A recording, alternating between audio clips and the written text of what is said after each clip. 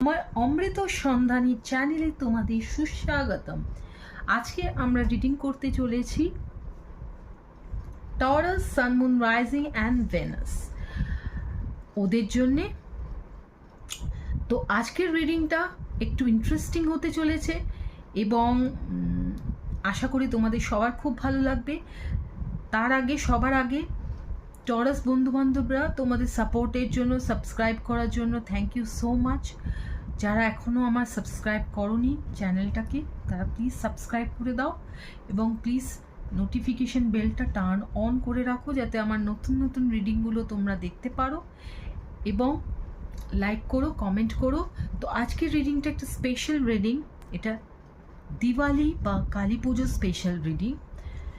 সামনেই আমাদের দিওয়ালি বা কালী পুজো আসতে চলেছে, তার জন্য এটা একটা স্পেশাল রিডিং। কারণ আমরা সবাই জানি যে এই সময় নেগেটিভ এনার্জির প্রভাব বাড়ে এবং পজিটিভ এনার্জি দিয়ে আমাদের নেগেটিভ এনার্জিকে জয় করতে হয়। তো আমার রিডিংয়ের বিষয়বস্তু হলো যে এই সময় তোমার সাবকনশিয়াস মাইন্ডে বা অবচেতন মনে কি কি নেগেটিভ এনার্জিগুলো আসতে চলেছে এবং তাদের তুমি কিভাবে ডিল করবে। নেক্সট আমি দেখব যে মা কালী বা যে পজিটিভ এনার্জির আরাধনা তোমরা এই সময় করো, সে তোমার জন্য কি কি ব্লেসিংস নিয়ে আসতে চলেছে এই সময়।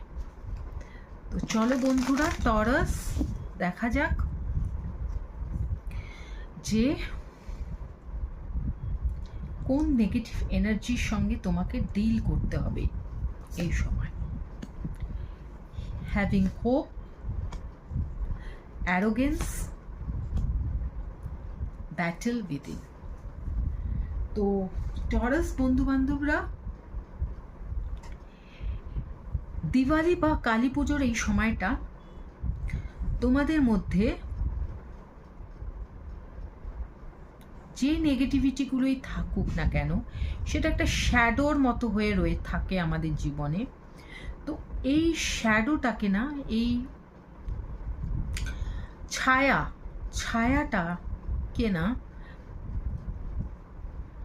ছায়াটা একটা মানে কি বলবো, আমার জীবনে মানে আমাদের মনের ভেতর যদি ধুয়োর মতো কোনো একটা জিনিস যদি মনটাকে